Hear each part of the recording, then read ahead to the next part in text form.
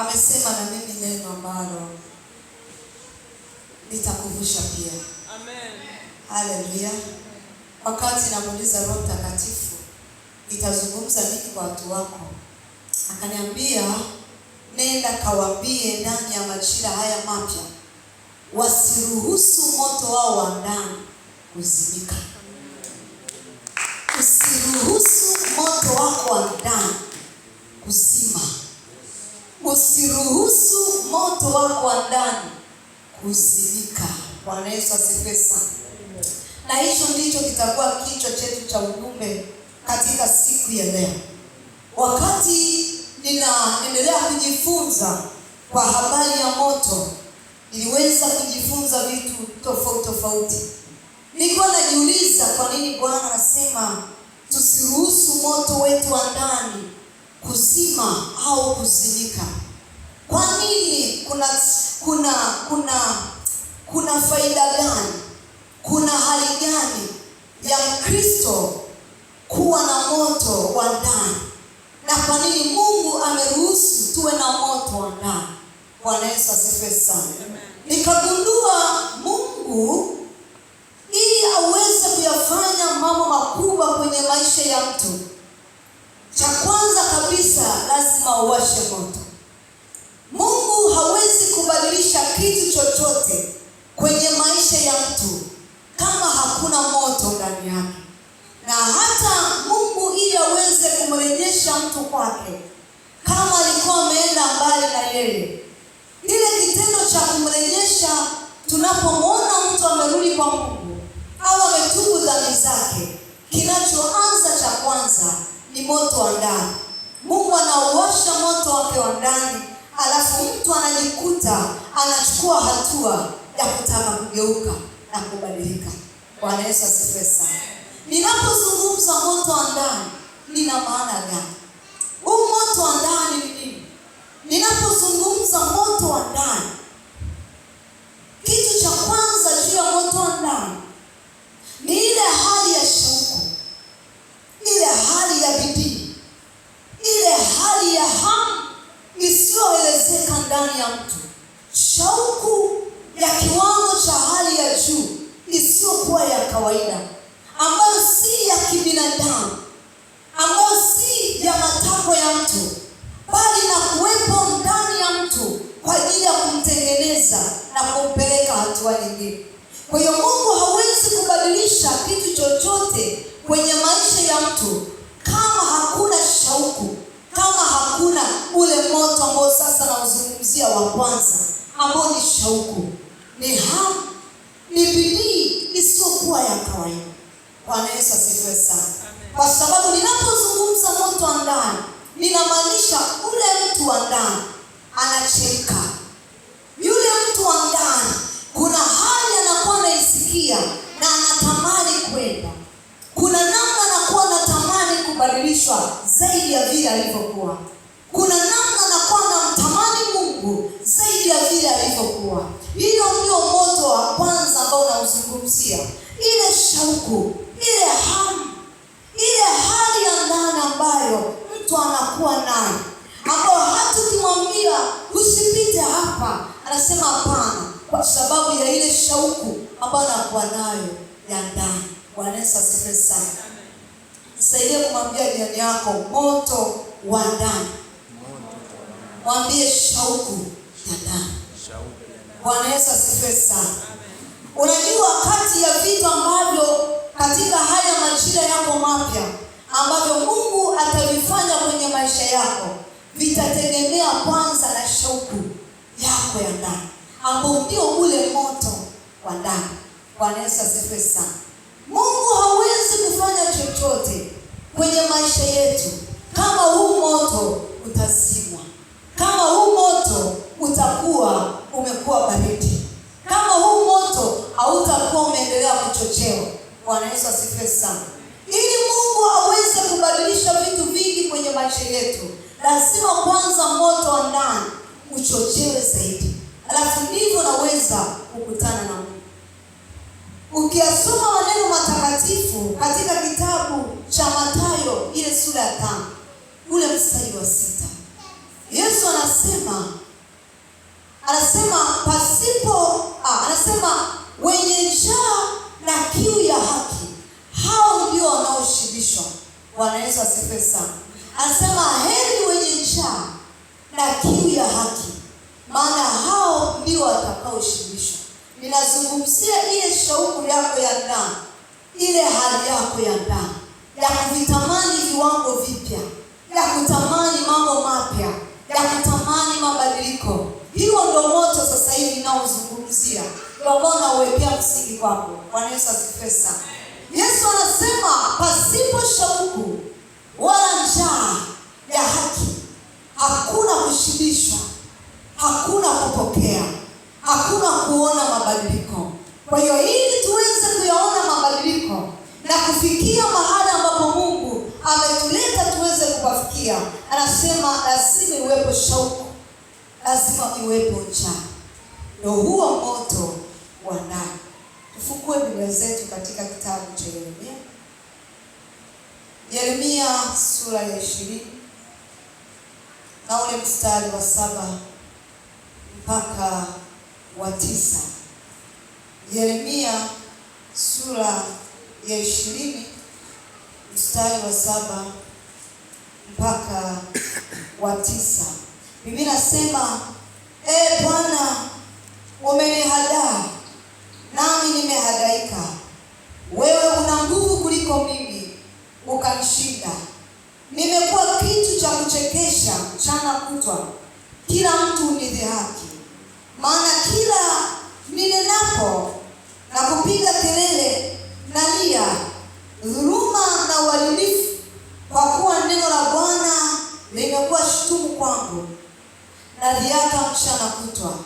Nami nikisema sitamtaja wala sitasema tena kwa jina lake, basi ndipo moyoni mwangu kumekuwamo kama moto uwakao uliofungwa ndani ya mifupa yangu, nami nimechoka kwa kustahimili, wala siwezi kujizuia.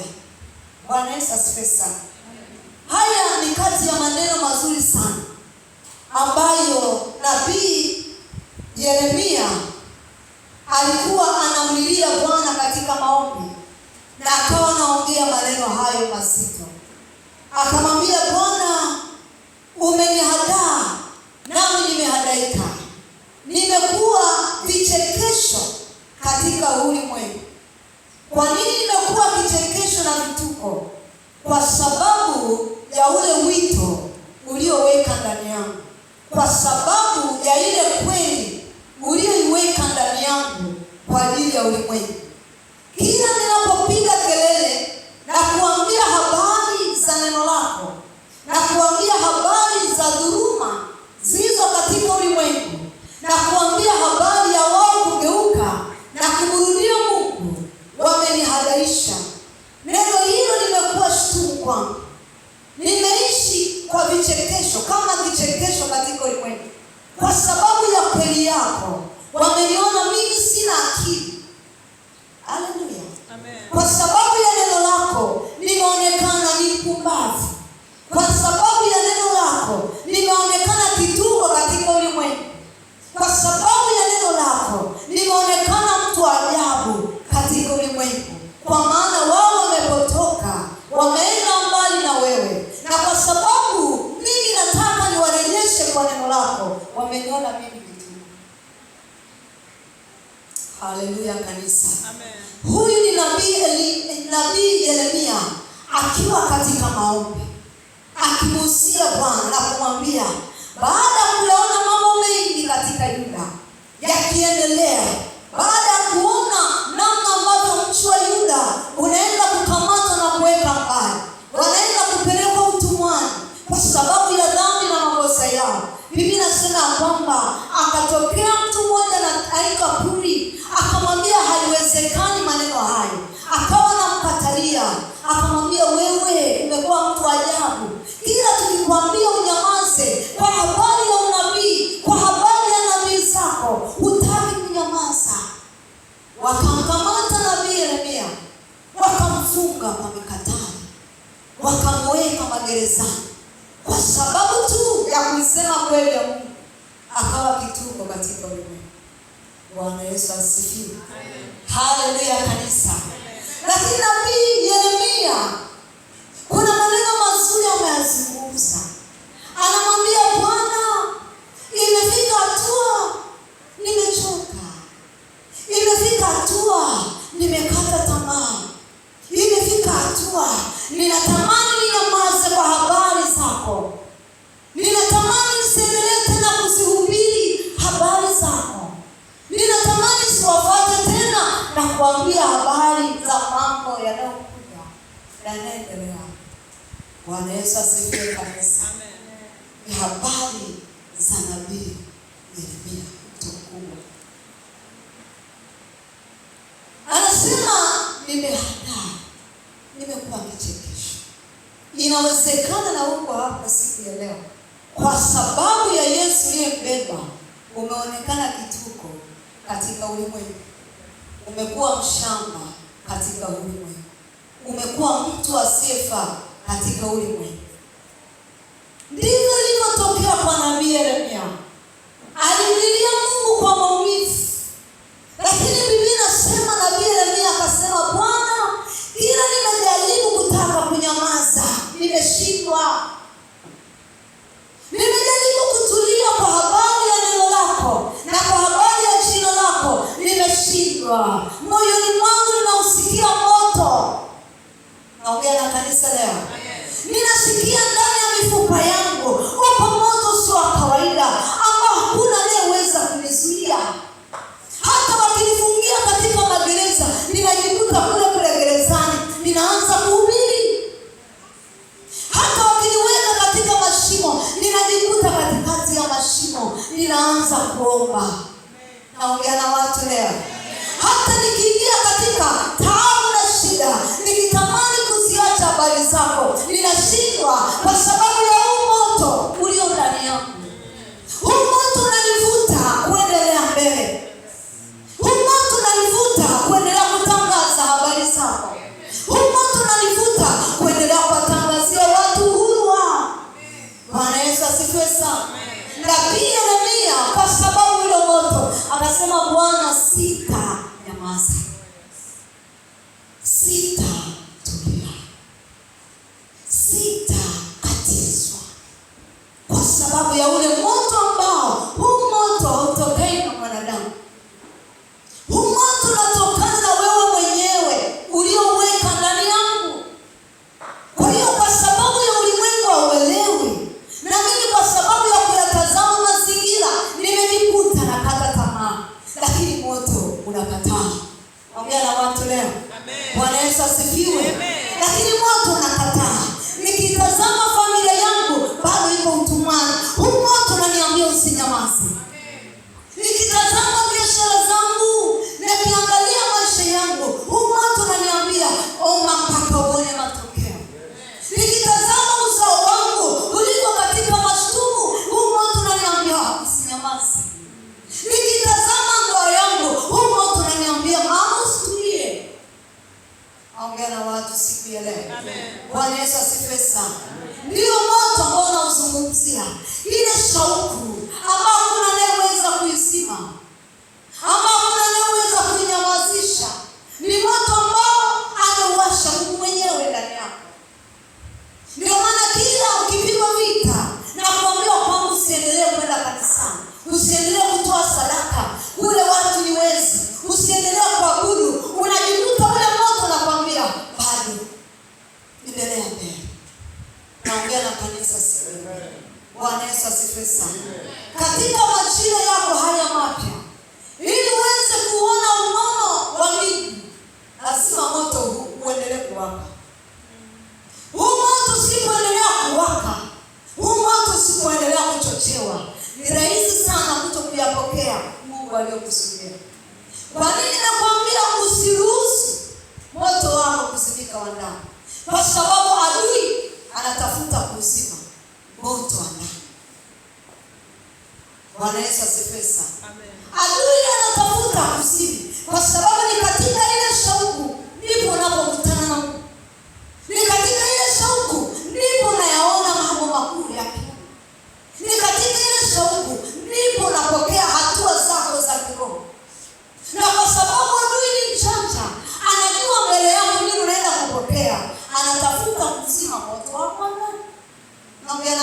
leo? Amen. Bwana Yesu asifiwe. Kwa sababu anaiona ndoa yako karibia inaenda kutengamaa, anatafuta kuzima moto wa ndani. Usiendelee kuomba, usiendelee kumtafuta Mungu. Ndio maana nabii Yeremia, kwa sababu ya moto, alimwambia Mungu, hapana, nimeshindwa kulala, nimeshindwa kutulia, nimeshindwa kuzimika. Bwana Yesu asifiwe sana. Watu wa Mungu, adui anavita sana na moto wako ndani. Adui anautafuta sana kwa sababu anajua katika mtu kuwa moto au mtu akiwa na moto wake wa ndani ndio sehemu pekee ya kuvipokea vitu vya kiungu, ndio sehemu pekee ya kupokea miujiza kutoka kwa Mungu, ndio sehemu pekee ya kupokea uponyaji kutoka kwa Mungu. Hakuna namna tunaweza kuvipokea vitu kutoka kwa Mungu ikiwa huu moto umezima. Naongea na kanisa. Kanisa ambalo limezimwa kwa habari ya moto wa ndani ni kanisa lililopoa, ni kanisa ambalo haliwezi kuziona ishara za Mungu. Na ninapozungumza kanisa, ninazungumza mimi na wewe. Bwana Yesu asifiwe. Hasa alitufundisha Jumapili iliyopita. Kwa hiyo ninapozungumza kanisa ni mimi na wewe. Na adui anatafuta namna gani ya kuzima moto wako wa ndani. Anatafuta ni jinsi gani aweze kukuzima ili ule moto usiendelee kuwaka. Bwana Yesu asifiwe sana. Katika kitabu cha Mambo ya Walawi 6 mstari wa 13 utaona maneno matakatifu ya Mungu yanazungumza kwa habari ya katika Agano la Kale. Mungu alipokuwa anamwambia na mtumishi wake Musa, akamwambia nenda kamwambia Haruni na watoto wake katika ile madhabahu wauchochee moto usizime. Bwana Yesu asifiwe sana. Anamwambia waambie katika ile madhabahu moto wangu usizime, uwake huo moto asubuhi na jioni. Bwana Yesu asifiwe. Waambie wana wa Haruni wachochee kuni katika madhabahu kwa ajili ya zile sadaka ambazo zinaendelea kutolewa. Ule moto usizimike, uwake daima. Bwana Yesu asifiwe sana. Nilikuwa najaribu kuangalia ule moto ulitokana na nini. Ule moto aliwasha Mungu. Bwana Yesu asifiwe. Wakati Mungu alipomaliza kumpa taratibu zote Musa za kujenga hema takatifu, alipomaliza ule moto katika ile madhabahu uliwekwa wenyewe. Mungu ndiye aliyeuwasha ule moto. Lakini Mungu baada ya kuwasha ule moto hasemi kwamba ataendelea kuchochea mwenyewe. Anawaambia makuhani waendelee kuchochea ule moto kwa kuni. Mwambie yako kuni. Bwana Yesu asifiwe. Anaambia waendelee kuchochea ule moto ili uendelee kuwaka, usizimike. Maana mimi ni Mungu, ni moto la. Mimi nashuka mahali penye moto. Mimi natembea mahali ambapo kuna moto. Bwana Yesu asifiwe. Ili niweze kuonesha ishara zangu na matendo yangu makuu, asio moto uwepo. Kwa hiyo waambie wana wa Israeli katika ule madhabahu, ule moto usizimike. Mwambie Haruni ule moto uchochee, usizimike, uwake daima. Bwana Yesu asifiwe kanisa. Leo ninakufundisha habari za kuchochea moto wako, habari za kutokuruhusu moto wa ndani uzime. Wakati natafakari katika Agano la Kale, nikajiuliza inakuwaje moto katika Agano la Kale? Mbona leo tuchochee kuni hapa? Mbona leo tuwashe hapa kuni tukaleta tukachoma mimoshi hapo ikaanza kuvuma? Bwana Yesu asifiwe sana. Lakini nakumbuka ya kwamba Yesu alipokuja akamwambia mwanamke Msamaria, hamtamwabudu Baba katika huu mlima tena. Mimi Mungu ni roho, nao mwabudu na wapasa mwabudu katika roho na kweli. Kwa hiyo leo hii Mungu hekalu lake takatifu ni mwili wako. Mwambie jirani yako, mwili wako ni hekalu. Mwambie tena, mwili wako ni hekalu. Unajua mambo ya Agano la Kale ni kivuli cha mambo ya Agano Jipya. Bwana Yesu asifiwe sana. Kwa katika Agano la Kale mambo yalikuwa ni katika mwili zaidi, na Mungu anatembea hivyo katika ile agano. Leo hii ni katika Agano Jipya. Hekalu la Mungu ameamua kuchagua kuwa katika mwili wako. Mwili wako ndio hekalu. Yaani kama ilivyokuwa ya kwamba katika ujenzi wa ile hema takatifu kulikuwepo na ua wa nje, na kulikuwepo na patakatifu, na kulikuwepo na patakatifu pa patakatifu. Bwana Yesu asifiwe. Hivyo hivyo katika mwili wako Mungu yuko huko. Na hivi vyumba vyote vipo. Ua wa nje upo, patakatifu hapo, na patakatifu pa patakatifu hapo. Bwana Yesu asifiwe sana. Mungu amechagua mwili wetu kuwa hekalu.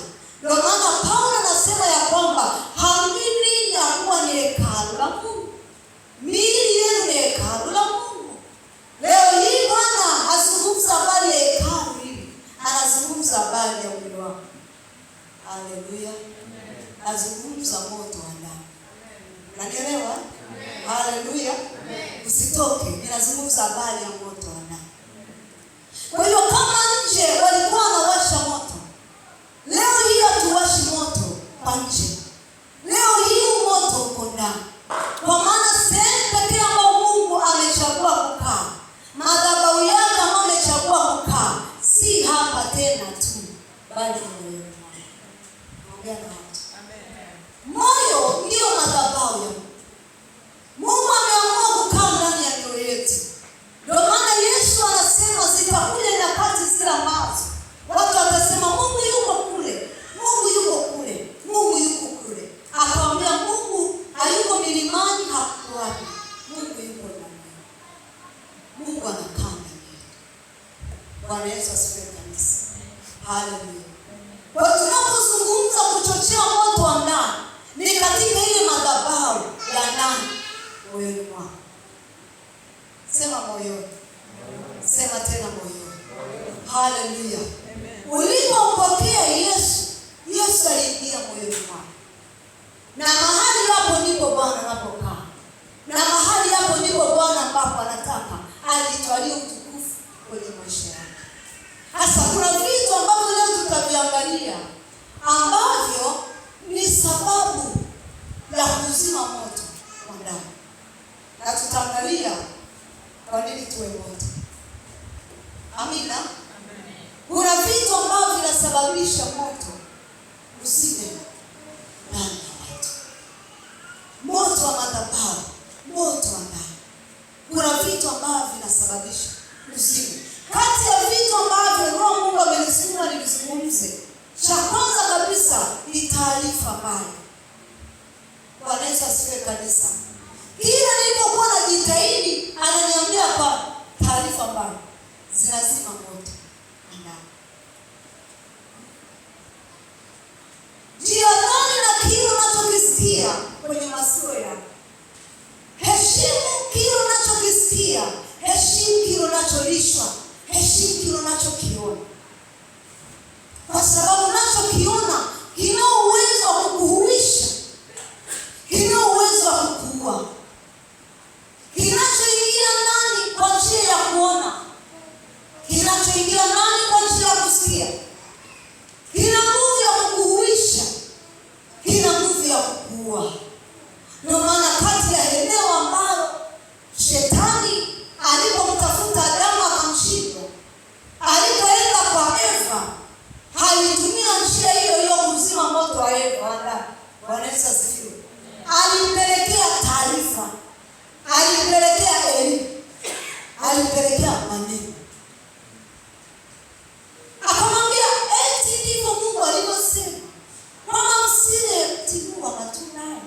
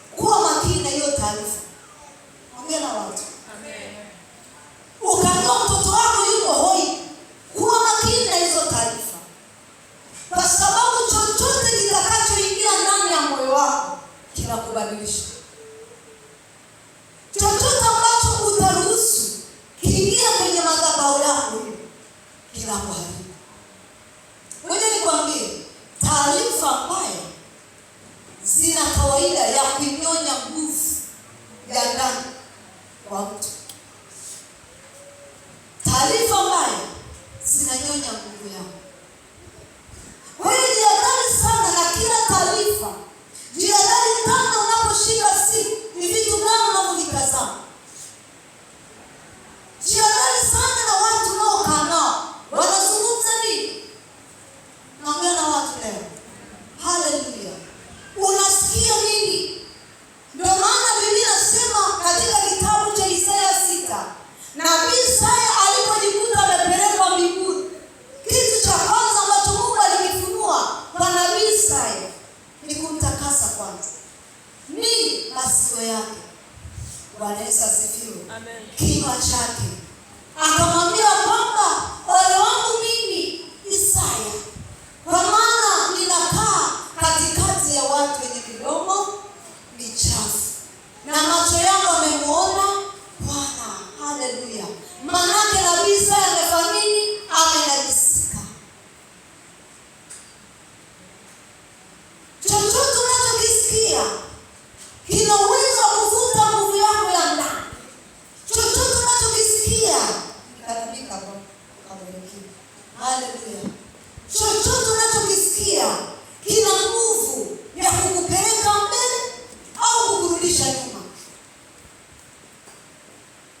Ili uweze kuwa na nguvu ya kwenda mbele, yuko mtu ambaye umemwona mbele, anakuvuta. Na nielewa vizuri. Haleluya.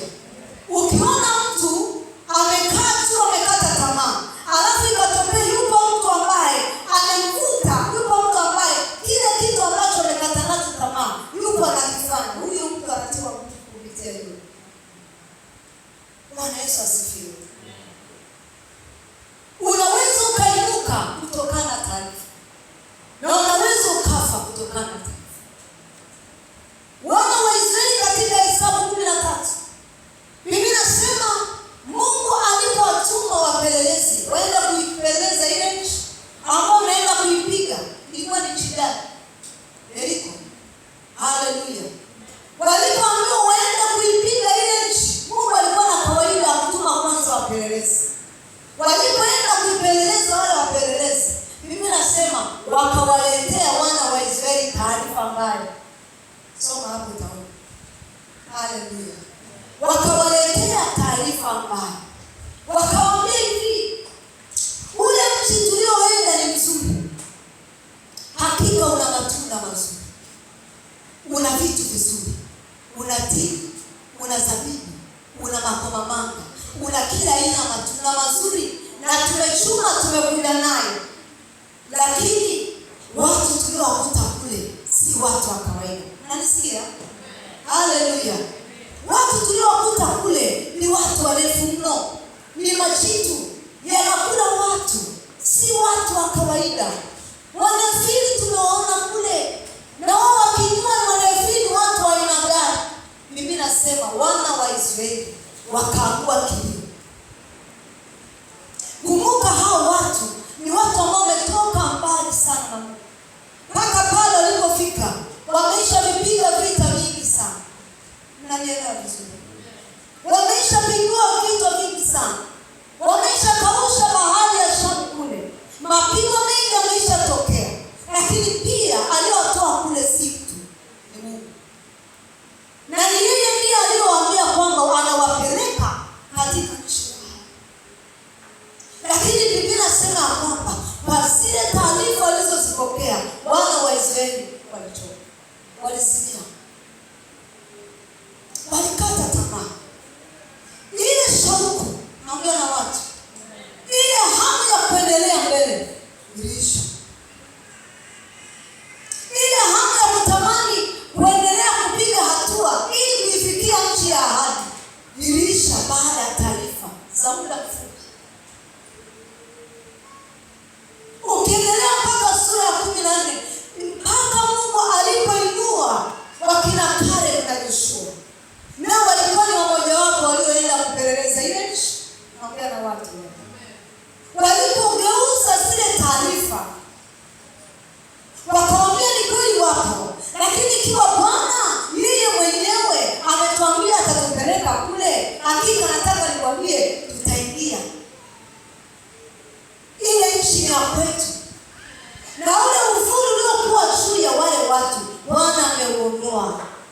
Naongea na watu. Na kwa sababu hiyo tutaingia, tutamiliki. Lakini kwa sababu ya zile taarifa, wale watu hawakuamini. Waliishia kulia, waliishia kugaragara. Ikafikia hatua wakachukua mawe, wanataka kuwapiga wakina Paulo. Haleluya kanisa. Ni mpaka Mungu tukufu aliposhuka. Mungu akamwambia hao watu nitachukuliana nao mpaka lini? Ikiwa kuna ishara nyingi nimetenda kwao, na bado waamini kwamba mimi ndiye nitakayewapeleka katika nchi ya ahadi. Bwana Yesu asifiwe kanisa.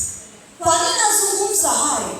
Ninataka uone umuhimu wa kulinda masikio yako, umuhimu wa kulinda moyo wako kama madhabahu ya Mungu, umuhimu wa kuwa active katika ulimwengu wako wa roho, na taarifa unazoziona na aina ya vyakula unazolishwa. Si kila chakula utakachokula kitakupa afya. Naongea na watu. Haleluya. Si kila chakula unacholishwa kitakupa afya. Kuna vyakula vingine utakula vitakuwa ni sumu, vitaua kilichopo ndani yako. Kuna aina ya vyakula ambavyo utakula vitakuwa si chakula tena cha kukupa afya, vitakuvimbisha tu. Naongea na watu leo. Haleluya. Wapishi tupo. Bwana Yesu asifiwe. Kuna vyakula vingine ukila usipokuwa makini unafanya unavibiwa. Bwana Yesu asifiwe. Kuwa makini na kila vitu unavyo. Hichi ninachozungumza ni kupitia macho yako, kwenye simu yako, hata kwa watumishi katika ulimwengu. Kuwa makini, unamsikiliza nani na anasema nini na anakupa nini. Haleluya. Kwa sababu hicho ndicho kitakachochochea nguvu yako ya ndani. Hicho ndicho kitakachokupa uamko wa wewe kuendelea mbele na Mungu. Unasikia nini? Ni maneno gani unayoyapokea? Ni taarifa gani unapewa?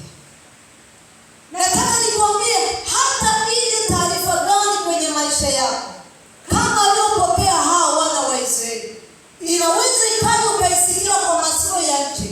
Usiruhusu ingie ndani ikapo affect. Nazungumzia utu wako ndani. Amina. Kwa sababu hakuna utakachokisikia kisilete matunda. Chochote ambacho utakiingiza moyoni mwako kitaleta matunda. Matunda ni yapi? Utachukia, utakasirika, utachoka, utaumia. Haleluya. Utakata tamaa, utakaa chini baada ya kuendelea mbele. Kwa hiyo kuwa makini na kile ambacho unakisikia. Hata kama kikija, kisikie kwa masikio ya kawaida. Mwambie jamii yako masikio ya kawaida. Kwa sababu masikio ya kawaida huwezi ukachagua. Unaweza ukapanda daladala utamani kusikiliza bongo flava ukajikuta umesikia. Ni kweli? Bwana Yesu asifiwe. Wameiwasha na uko katika daladala utasikia, ila haitaingia ndani kama wewe mtoto wa Mungu kweli kweli. Bwana Yesu asifiwe. Ukiona umeiruhusu imeingia ndani, umefika nyumbani kwako unakaimba kale kawimbo, ukilala na kaimba, ukitembea kale kamsika na tembea, maana hicho kimeingia ndani, kimekugeuza. Na iko roho ambayo itambatana na hicho kilichokisikia, na itakutengeneza vile ambavyo imetuma kutengeneza. Usiseme mimi nasikilizaga tu. Nyuma ya hayo ipo message, ipo nguvu. Uangalie ni upande upi ambao umealeta hayo. Naongea na watu. Angalia umetokea katika madhabahu ipi hayo unayasikia. Watu wengi wa Mungu tunampenda Mungu, lakini nataka nikwambie kwa sababu ya kutokujua jinsi ya kujitunza ndani imetupelekea hapa.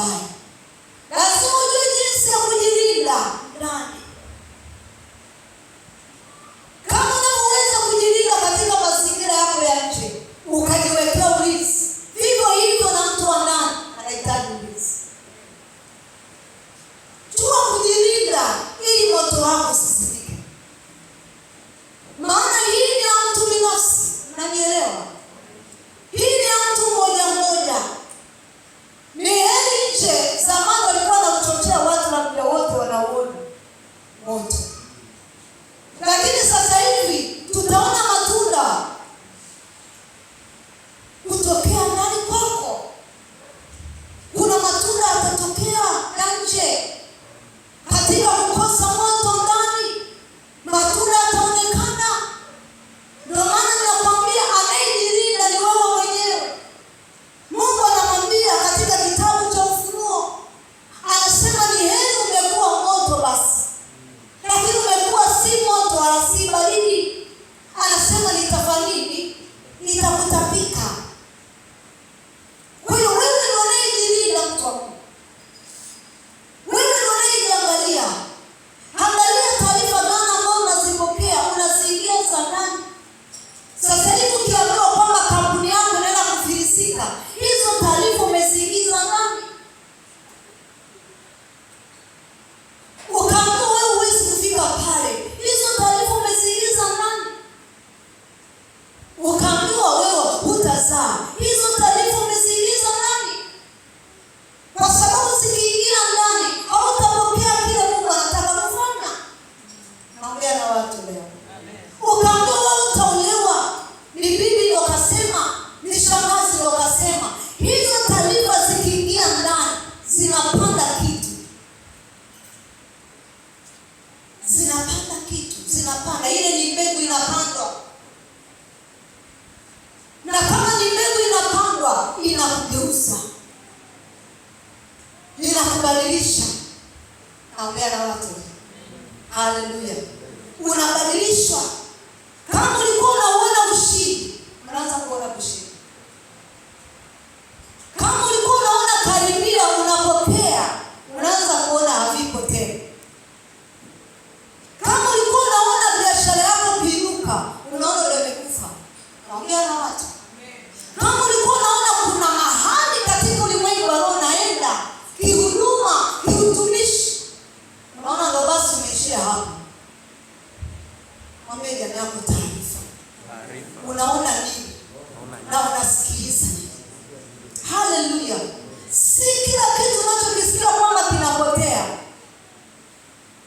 Hakuna muda ambao hakuna chochote kinachosikilizwa kwamba kinasikilizwa tu. Hakuna kinafanya kazi. Nataka nikwambie tukiangalia movie, sema movie. Tuko duniani, sema movie. Hata ukiangalia movie, kuna kitu kinachukuliwa ndani.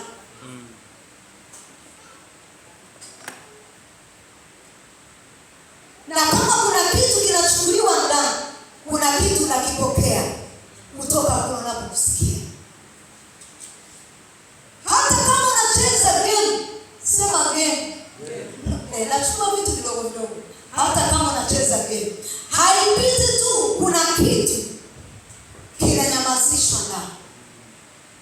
Hakuna muda ambao uko tu ilimradi. Mungu ambaye katika ulimwengu wa roho, unaweza ukawa umekaa hapo umetulia. Unaona umetulia. Unajiona uko peke yako, mtumishi wa Mungu umetulia hivi.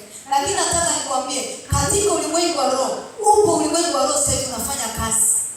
Na unajishughulisha kwa ajili yako. Ila wewe unajiona umekaa tu kwenye kiti.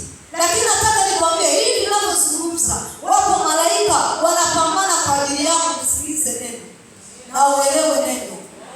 Ila wewe unajiona uko peke yako umetulia. Bwana Yesu asifiwe. Wewe hakuna katika mwili, katika damu ya nyama hii kwamba uko peke yako, hakuna kinachoendelea. Kama sio roho ya Mungu, roho ya shetani inafanya kazi. Kama si Mungu ambaye yuko anafanya kazi katika ulimwengu wako wa roho, basi uko ulimwengu wa giza unafanya kazi. Kama si madhabahu ya Mungu ipo inafanya kazi kwenye maisha yako, basi madhabahu ya kuzimu inafanya kazi. Kwa hiyo sisi ukajiona uko tu, ninasikilizaga tu, ninaonaga tu, na mimi naendaga tu pale baa, tunapiga story, tunakunywa, bia mbili tatu, au saa ingine sisi na wasindikiza washikaji. Katika ulimwengu wa roho, watu wa Mungu, kuna kitu kinaibiwa. Kuwa makini, kuna mawili. Una nguvu kweli kweli, au kama una nguvu utafutwa.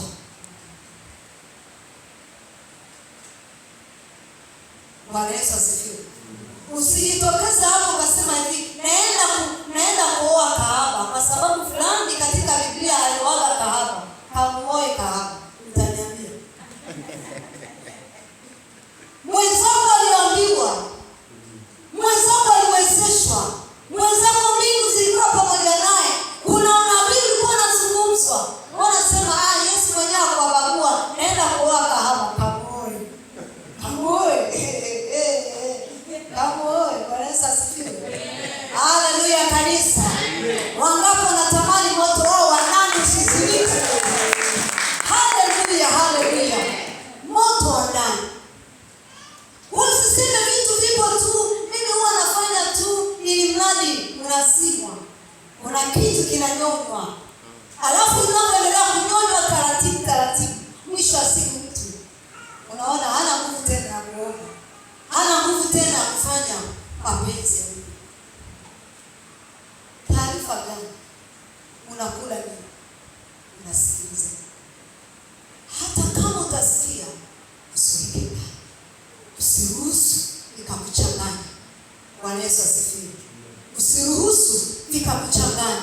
Hata kama umeingia ofisini wakasema kuanzia leo kazi wao umeshushwa, usiruhusu ikakuchanganya. Linda sana mtu wako ndani. Kwa sababu mtu ndani akiwa vizuri, hata kama ulikuwa umeshushwa cheo, Mungu anaweza akakuinua mara mbili. Hivyo. Lakini kitu cha pili ambacho kinaweza kuzima moto wa ndani kwa watu mara nyingi sana ni kutokuwa na elimu ya kutosha juu ya yale wanayoyafanya.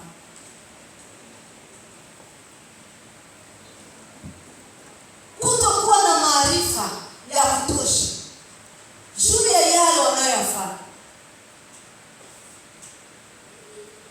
Watu wengi anajiona anakuja tu kanisani, anajiona huwa anaomba, anajiona huwa kuna kufunga, na anahisi kama vile ni taratibu tu kwa ajili ya maisha ya Ukristo.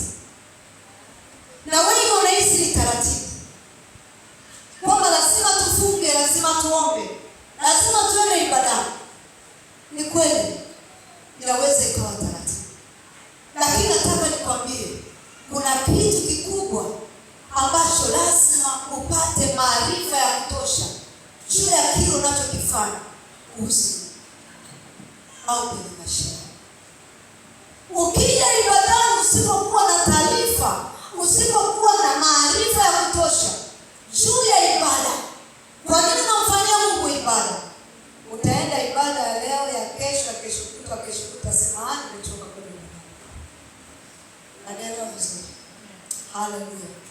Utapiga magoti, utaomba leo, utaomba kesho kutwa, basi sema nishaomba sana, nimechoka. Utaacha.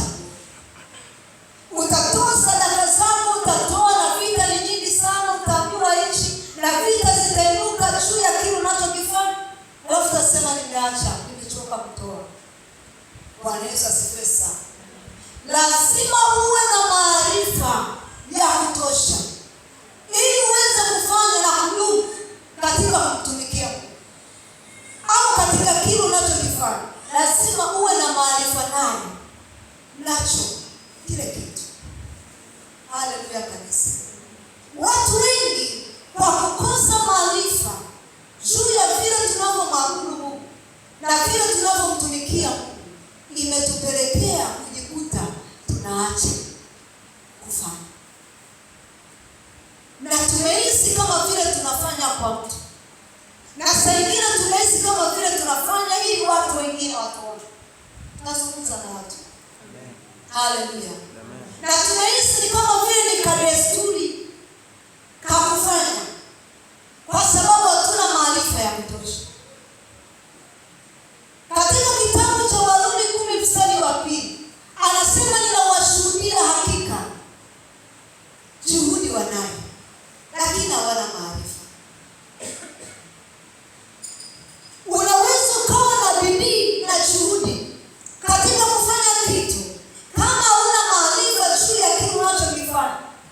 unaishia njia unachoka. Bidii itakusaidia kuendelea kufanya, na juhudi itakusaidia pia kuendelea kufanya, lakini maarifa yatakusaidia kudumu kufanya. Kwa nini? Kwa sababu naelewa. Naongea na watu. Kwa sababu najua. Maarifa ni taa ambayo inamulika kwa mtu. Maarifa ni taa atembee mtu katika giza. Maarifa yanamfanya mtu afanye kitu kwa kukijua na kuelewa. Hata kija ibadani anajua ni kwa nini amekuja ibadani. Hata kifunga peke yake na kuomba nyumbani anajua kwa nini anafunga na kuomba, na kuna faida gani za yeye kufunga na kuomba. Akitoa sadaka zake, fungu lake la 10, anajua ni kwa nini anatoa. Naongea na kanisa leo. Amen. Bwana Yesu asifiwe. Amen. Kwa sababu huyo mtu hata vikiinuka vitisho vya namna gani, kwa sababu anajua, anaelewa, hawezi kutolewa. Anajua kufanya. Siku moja Nabii Elisha akiwa na Nabii Elia. Siku moja Nabii Elisha akafuatwa na wale wanafunzi wa manabii kwenye chuo cha manabii. Wale watu hao walikuwa ni manabii. Wakamwambia Elisha, haujui leo bwana wako anachukuliwa? Akawaambia, ninajua. Fanya nini? Nyamazeni. Bwana Yesu asifiwe. Amen. Nini ambacho nilikuwa nimeleta huu mfano? Nabii Elisha alikuwa anajua. Kwa hiyo alichokuwa anawanyamazisha ni ili wasije wakamtilia hali ya kumtisha na kumwogopesha. Kwa sababu nabii anaondoka, basi imeisha habari yako. Alikuwa na wakatizi. Kila kimwambia unajua anaondoka, anambia yes I know. Ninajua, nyamazeni. Bwana Yesu asifiwe. Ninaelewa na ni kwa nini Mungu kwa sababu ndani yake Nabii Elisha anajua kabisa Elia akiondoka anachukua boti. Bwana Yesu asifiwe sana. Bwana ameni, nyamazeni, mimi najua. Kwa sababu tukiendelea kuongea naweza nikawapa hisi. Na nikiwapa hisi msije mkanipindua mkaichukua. Kwa hiyo naongea nyamazeni, ninajua. Bwana Yesu asifiwe sana. Unajua mtu ukiwa umeshamnyamazisha hawezi kuendelea kuongea. Tatizo letu sisi tunapenda kuongea. Bwana Yesu asifiwe. Wakati mwingine mtu akikuletea story ambazo zinamwambia nyamaza, ninajua. Haleluya. Bwana Yesu asifiwe sana. Akamwambia nyamazeni, ninajua. Ni muhimu sana ukiwa na taarifa za kutosha juu ya kitu unachokifanya. Ukiwa na taarifa za kutosha na maarifa ya kutosha, hakuna kinachoweza kuzuia wewe. Kwa sababu na uhakika na unachokifanya. Hakuna kitu kibaya kuwa na bidii na juhudi juu ya kitu ambacho kinachosha.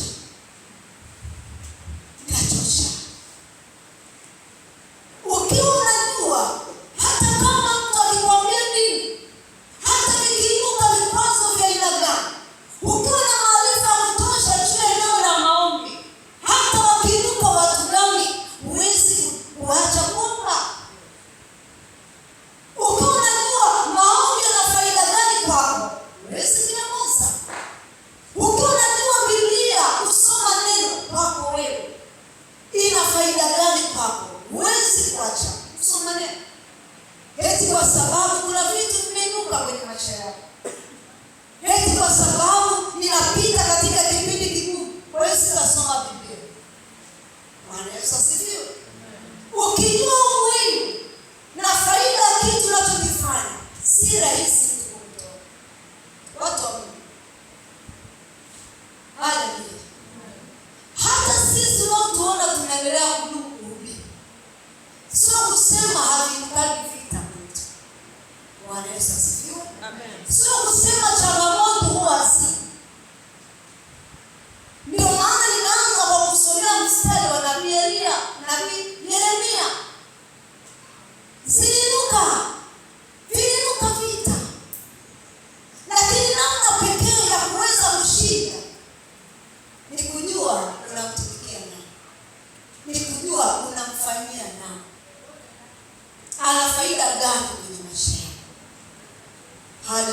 rahisi. Ukishajua kitu si rahisi mtu kukutoa.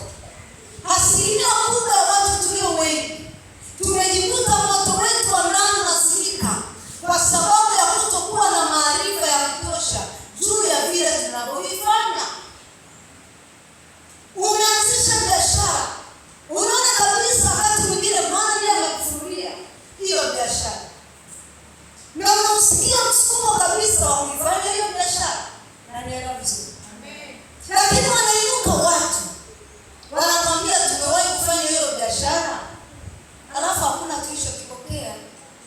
Na wewe kwa sababu ya ile taarifa, na inawezekana huna maarifa ya kutosha ya kiroho juu ya kile ambacho unakifanya, unarudishwa nyuma, unaacha. Lakini kile kitu ilikuwa Mungu ana mpango wa kukubariki hapo, ana mpango wa kukuinua hapo. Lakini kwa sababu huna maarifa ya kutosha, kwa sababu maarifa yetu ni madogo, tunajikuta tunaviacha. Viwe ni katika vitu vya kiroho au vitu vya mwili kwenye maisha yetu. Vingine ni Mungu kakwambia, lakini vitu vikiinuka, mambo mabaya yakiinuka, unaacha. Unakatizwa. Unaishia njia. Wangapi tunaelewana sasa? Haleluya. Mwambie jirani usiruhusu kukosa maarifa. Bwana Yesu asifiwe. Uwe na maarifa ili udumu kuwasha moto. Uwe na maarifa katika kile unachokifanya kwenye maisha yako. Yatafute maarifa. Biblia inasema watu wangu wanaangamizwa kwa kukosa maarifa.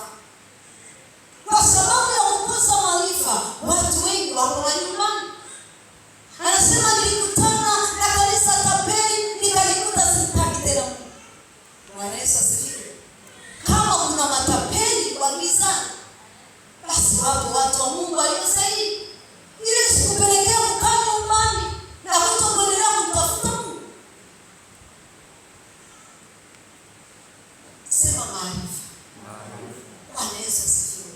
Imekuwa kikwazo kikubwa kwa watu na kujikuta wanaishia njiani na kutokuvipokea vile ambavyo Mungu amekusudia kwenye maisha. Pata maarifa ya kutosha. Ukienda kanisani, uwe na maarifa ya kutosha. Kwa nini unaenda kanisani?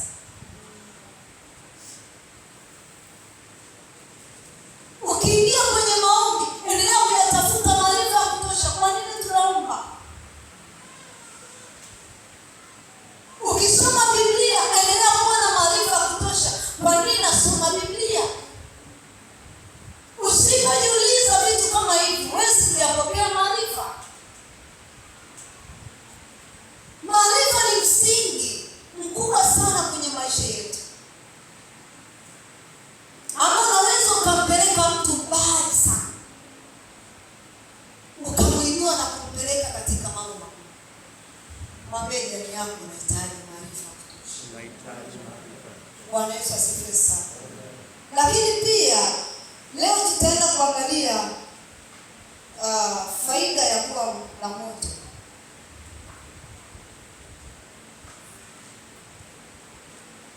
Faida ya kuwa na moto wa ndani. Kwa sababu moto wa ndani, kuna ya kwanza nimekuambia ni kama shauku. Lakini moto wa ndani ni Roho Mtakatifu mwenyewe ndani ya mtu, au uwepo wa Mungu kwenye maisha ya mtu. Tunapata faida gani tunapokuwa moto wetu umewaka wa ndani? Kati ya vitu ambavyo tunavipata tukiwa moto ni kutengenezwa upya kila siku. Tunatengenezwa upya. Moto wako wa ndani usipokuwa umezimika, unakusaidia wewe kutengenezwa upya kila siku. Unajua hivi nilivyo bado sijafika. Hivi nilivyo bado sijafika katika kumjua Mungu, katika kumwelewa Mungu. Kwa hiyo kama bado sijafika, moto wa ndani unanisaidia kila siku kutengenezwa upya. Unaweza ukaangalia safari yako tangu ulipookoka au tangu ulipoanza kumtumikia Mungu. Unaweza ukaona kwamba ipo safari.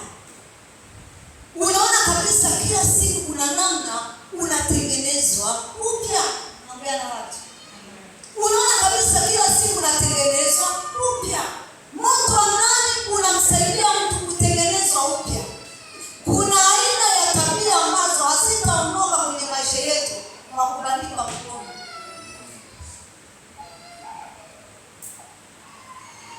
Kuna vitu vitaweza kuondoka.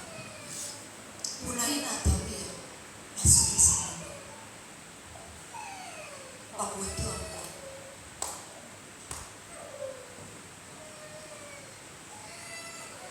Kuna tabia zinaondoka kwa uwepo wa Roho Mtakatifu ndani ya mtu. Anazichoma mwenyewe, anaziondoa. Wewe unapoendelea kuchochea moto wako kwa kufunga, kwa kuomba, kuhakikisha mtu wako wa ndani anaendelea kuwa na shauku na kiu ya kumjua Mungu, kuna aina ya tabia ambazo Roho Mtakatifu anazichoma mwenyewe, anaziondoa. Kuna tabia hata tukuombee mara ngapi mtu wa Mungu, Bwana asifiwe. Hata tukuombee mpaka tukusukume mpaka kule tukugaragaze mpaka kule nje, asitaweza kuondoka. Ni mpaka Roho Mtakatifu mwenyewe azichome. Ndio kazi ya moto. Kadiri unavyoruhusu Mungu aendelee kufanya makao ndani yako, aendelee kuongezeka ndani yako, kuna vitu anavipuni mwenyewe. Huwezi ukausogelea moto kabaki kama ulivyo. Haleluya. Kwa sababu Mungu tunayemwabudu ni moto ulao. Kwa hiyo hatuwezi kumsogelea Mungu tukabaki vile. Kuna aina ya tabia ambayo hata mimi mchungaji wangu mwezi kuniambia ni tabia ya siri. Unanielewa? Haleluya. Mbona mmenuna? Sema amen. Amen. Haleluya. Bwana Yesu asifiwe. Kuna aina ya tabia huwezi kumwambia hata rafiki yako kipenzi. Hiyo tabia Roho Mtakatifu anaishughulikia. Kadiri unavyomsogelea, kadiri unavyojiachia, kadiri unavyoendelea kuwa na shauku kwa Mungu, unatengenezwa upya. Kwa sababu kazi ya Roho Mtakatifu ni kutengeneza nia zetu zifanane na nia ya Kristo. Ni kututengeneza tufanane na Kristo. Kwa hiyo kuna aina tabia za mwili ambazo hazitaondoka kwa kuombea.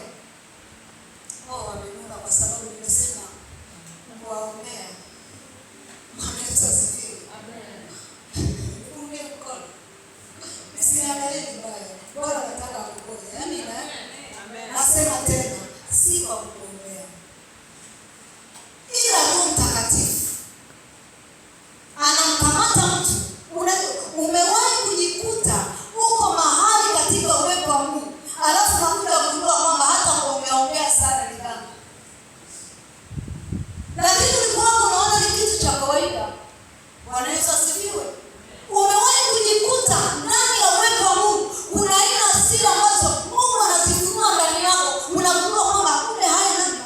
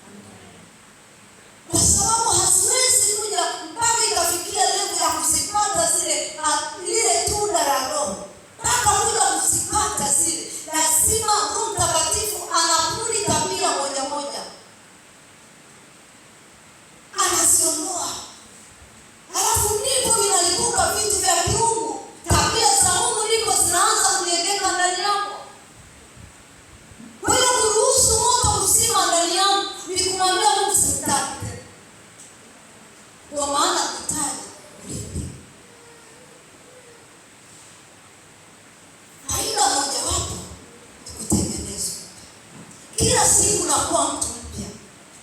Bwana Yesu asifiwe. Umewahi kuingia katika ibada, alafu baada ya kutoka katika ibada ukajiambia, kuna kitu kipya nimekipokea.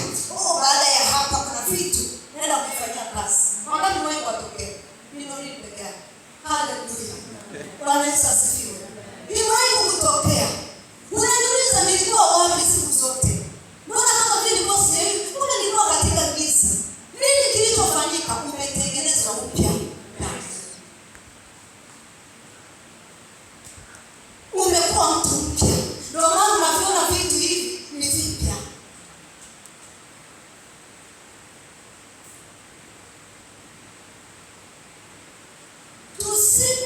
Tusiporuhusu moto wa Bwana ukaendelea kuwaka ndani yetu, tunaweza tukaitwa Wakristo na ni wachoyo.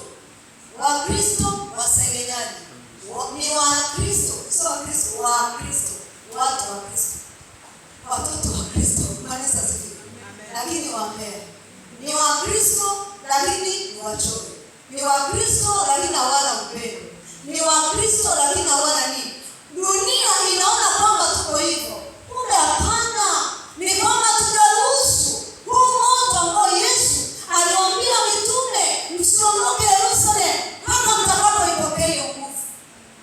Mpaka mtakapoipokea ahadi. Ili wakina Petro waendelee kuchoma zaidi na kurekebishwa na kutengenezwa. Mungu hawezi kutumia chombo ambacho ni kichafu. Mungu anatumia chombo kisafi. Unielewe sasa vizuri. Bwana Yesu asifiwe. Mungu anaweza akatuleta kwake kama vyombo vichafu. Lakini haimaanishi tudumu kwake tukiwa wachafu. Sio, mnanielewa? Mnanielewa? Mungu anaweza akatuleta kwake tukiwa wachafu. Lakini hana maana tudumu katika uchafu. Ana maana kwamba kwa sababu tumekwenda kwake, tunatakiwa kuendelea kukubali kufinyangwa na kutengenezwa na kurekebishwa ili tuwe kama yeye. Kwa usijali kama umekuja kama chombo kichafu. Yes, Mungu anakuhitaji. Lakini lazima kutengeneze ili akutumie. Unaelewa vizuri? Haleluya. Lazima kurekebishe.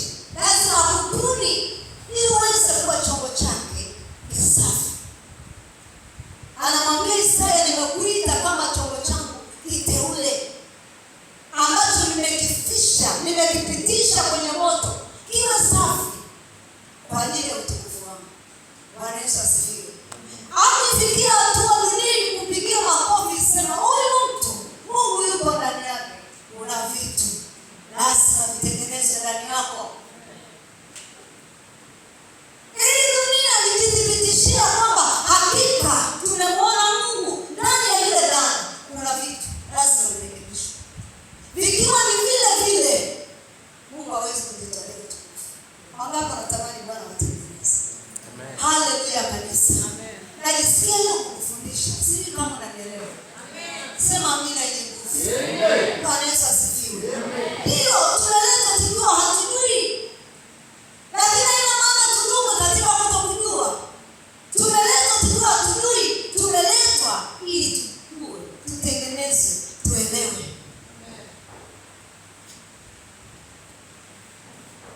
Usiseme ndio ninamjua Yesu. Ndio unamjua. Na yeye ndio amekuleta kwake. Lakini usiseme mimi sijuagi na sitakaa nijue. Hapana, lazima ujue. Kwa sababu Mungu ana kazi maalum na wewe. Lazima dunia imjue Mungu wako. Bwana Yesu asifiwe. Kama kuna watu wanaenda kuchochea kwenye madhabahu zao za kichawi na wanakuja kwenye madhabahu yao, lazima utuoneshe kitu wako. Mwambie jamii yako, lazima utuoneshe kitu wako. Lazima utuoneshe Mungu wako. Anasemaje? Yuko naye au nimwache? Bwana Yesu asifiwe sana. Ilifika hatua Biblia inasema wakasema hivi, nabii Elia akamwambia hivi, lazima leo tujue Mungu wa kweli ni yupi. Wewe unakaa unasema wewe unaabudu Freemason, unaabudu vitu gani, unaabudu majini. Samahani kwa kutaja. Bwana Yesu asifiwe. Ukikaa kusema wanaabudu mizimu, wanaabudu visivyofaa, watakuja kuuliza Mungu wao yuko wapi? Tuoneshe Mungu naye mwendeaga kila siku. Mama, haleluya. Tuoneshe Mungu naye mwabudu kila siku.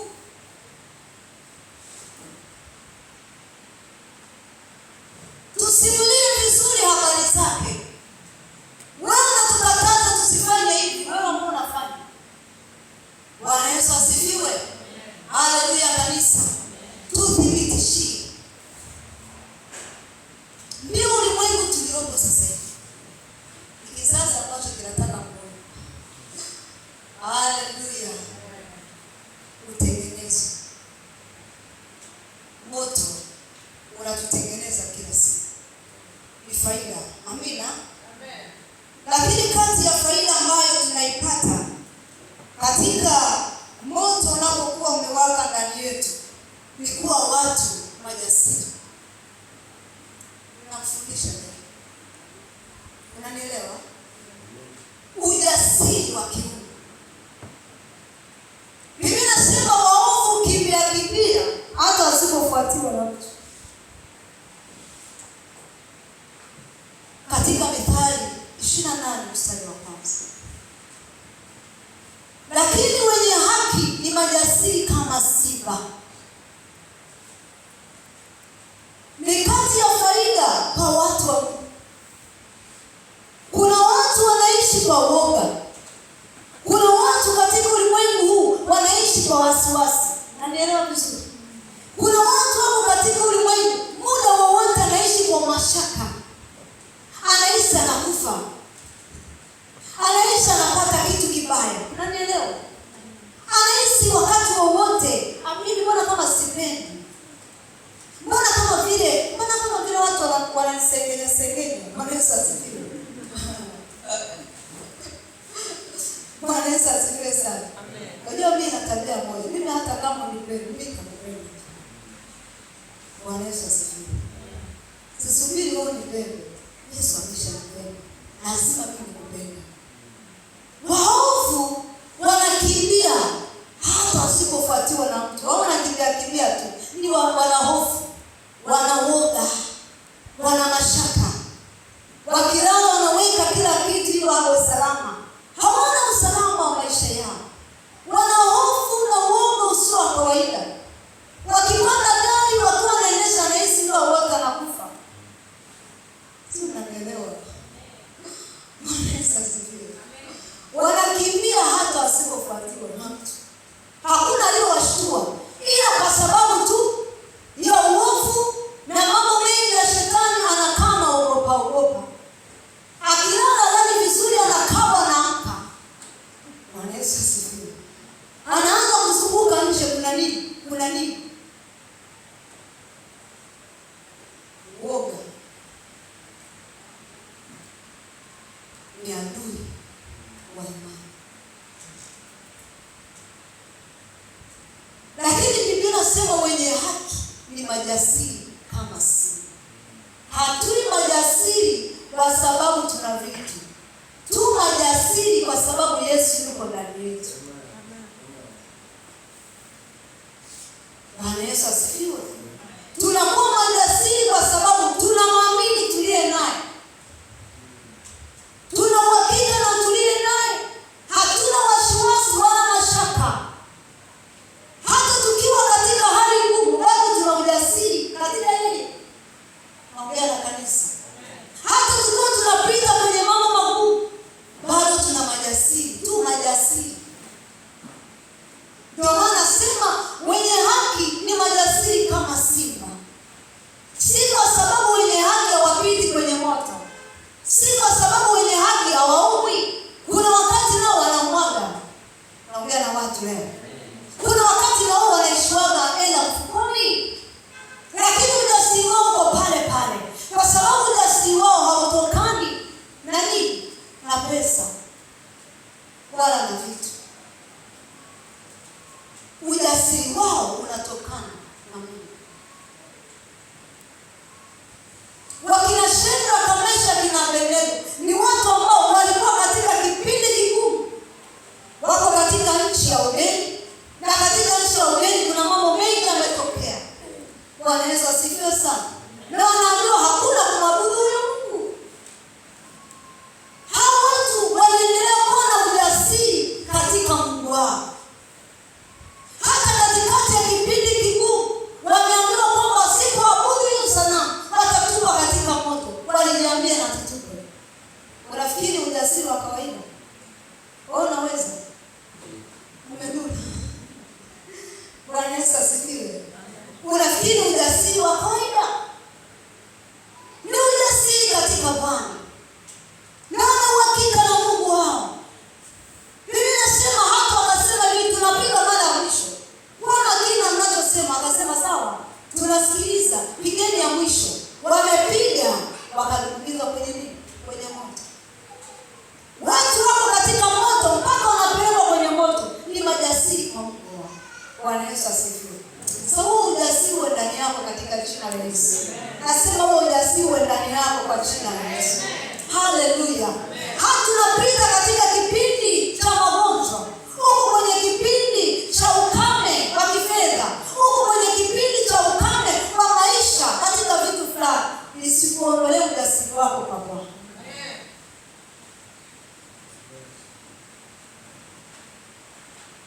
Nisikuondolee. Kwa sababu Mungu ndiye mbeba. Hapimwi kwa hivyo vipindi.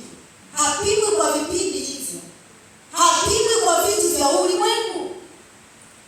Ndio maana anasema Paulo, ujasiri wetu ni katika Bwana. Uhodari wetu ni katika Bwana. Haleluya kabisa. Wangapi wanaelewa? Wangapi wanapokea kitu? Mwambie jirani yako ujasiri. Tunaopokea ujasiri. Tunapokuwa moto au mtu wetu wa ndani akiwa ana moto au moto upo ndani yetu, tunakuwa na ujasiri. Tunakuwa na ujasiri wa kuingia popote, wa kufanya chochote. Haleluya. Haijalishi tunaweza tukawa tunapita wapi, lakini bado havitutoi kwa Mungu. Wanakuhesabia siku kwamba tuone kama atafanikiwa, tuone kama atavuka, lakini unashangaa bado na Mungu, kwa Mungu. Wewe ujasiri utoa wapi? Kwa Mungu. Kwa hiyo mtu wako ndani anapokuwa moto, anasababisha wewe kuwa jasiri. Hata kusubiri habari za Mungu ya kwa jasiri. Bwana Yesu asifiwe. Hata kuambia habari za Mungu watu na kwa jasiri. Ukiona hofu na uoga na mashaka vimetawala, unakuzima ndani. Umeruhusu baridi. Umezima. Umeruhusu kupoa. Kwa sababu mtu aliyepoa hawezi kuwa na ujasiri wa kusimulia habari za Mungu. Wala hawezi kuwa jasiri wa kuendelea mbele. Kuna kipindi Yesu alikuwa anatoa mfano wa mtu mmoja. Akasema mtu mmoja alichukua mbegu yake akaipanda katika konde. Alafu alipopanda vizuri, alipanda mbegu iliyo njema. Lakini anasema watu walipolala, akaja adui akaiba. Akapanda magugu katikati ya mbegu safi. Ongea na watu. Haleluya. Watu walipolala, alipanda kitu. Alipopanda kitu katika ile shamba, basi mambo yakabadilika. Bwana Yesu asifiwe. Walipopoa wale watu, adui akapanda vitu vyao. Tukipoa ndani, kuna vitu vinapangwa kwenye maisha yetu. Naelewa. Tukipoa ndani, kuna mambo yanabadilika kwenye maisha yetu, ya kiroho na ya kimwili. Kwa sababu maisha yako ya mafanikio yanaanzia ndani. Haleluya. Haleluya. Mungu anataka leo uwe moto. Safari yako ya majira mapya lazima uwe moto. Usiruhusu kuzimika ndani. Utasababisha hofu na woga kuingia kwenye maisha yako. Utatembea kwa wasiwasi, utalala kwa wasiwasi, utaishi kwa wasiwasi. Ula yako utakuwa wasiwasi. Bwana Yesu asifiwe. Kila kitu utakuwa na hofu na mashaka. Hiyo ni laana. Si kwa watu wa Mungu.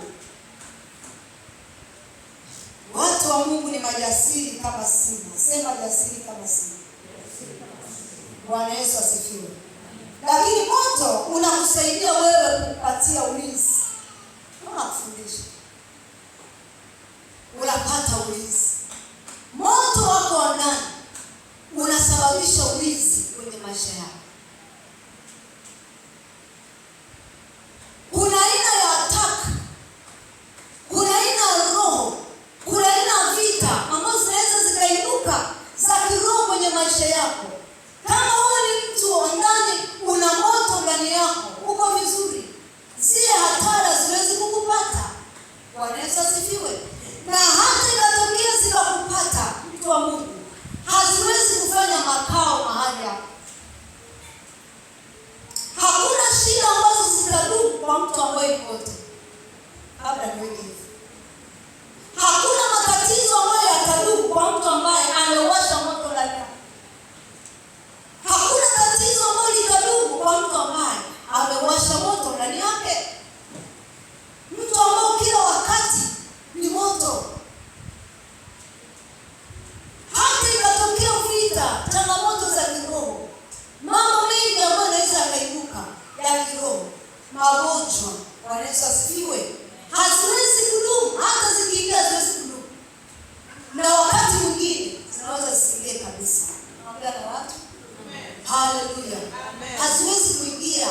Unalindwa kwa ulinzi wa kimbingu. Mungu naye anamlinda mtu ambaye ni moto. Naongea na watu. Kwa sababu anaruhusu yeye aweze kuendelea kumlinda. Na hata zikawekwa vifungo, zikawekwa dhuluma ndani yako, ni rahisi sana kutoka kwa sababu wewe ni moto. Nazungumza moto ndani. Bwana Yesu asifiwe sana. Unashikwa katika ulinzi. Watu wa Mungu, kuna vitu vinaendelea katika ulimwengu. Si vyote utaviombea na ukaviona hivi kwa macho. Kuna vingine Mungu atakuepusha navyo tu. Na hutajua, na hutavijua ila Mungu akuepusha navyo. Sio, unanielewa?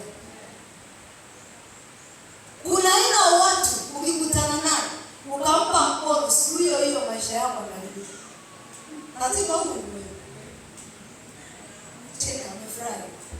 Atakuwa amewahi kukutana naye, akampiga upanga. Bwana Yesu asifiwe. Nakwambia ukweli. Kuna watu ukiwa baridi, ukimpa tu mkono wako, tangu siku hiyo, maisha yako. Basi kwambia usimpe mkono jirani yako.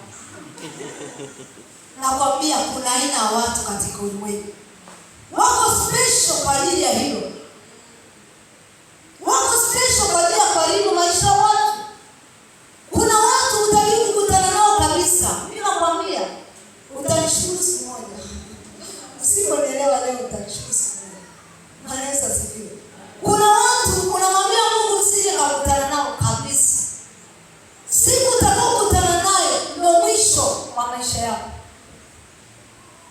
Kuna watu siku ambao utajiunga nao kufanya nao kazi, kujiunga nao katika kufungua vitu, ndio maisha yako yameisha. Kwa makini.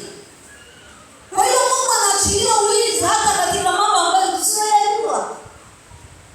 Kuna watu, kuna maeneo Mungu anakuambia pale, mwanangu, usiende. Wananiangalia vibaya eti wanataka waende. Anakuambia mwanangu pale, usiende, sio. Huyo mtu usimkaribie, achana naye. Usijifanye bingwa, mimi na jina la Yesu. Kuwa makini. Kuwa makini. Bwana Yesu asifiwe. Si kila mtu. Kuna watu katika mwili ni binadamu wenzetu, lakini ukweli katika roho ni watu wengine. Anaweza akawa na mwili kama huu, lakini mtu mwingine. Kama malaika wanaweza wakavaa mwili wakamtembelea mtu. Na hii na pepo inaweza likavaa mwili wakamtembelea mtu. Kwa sababu hutaki kuelewa, basi tuelewe. Haleluya.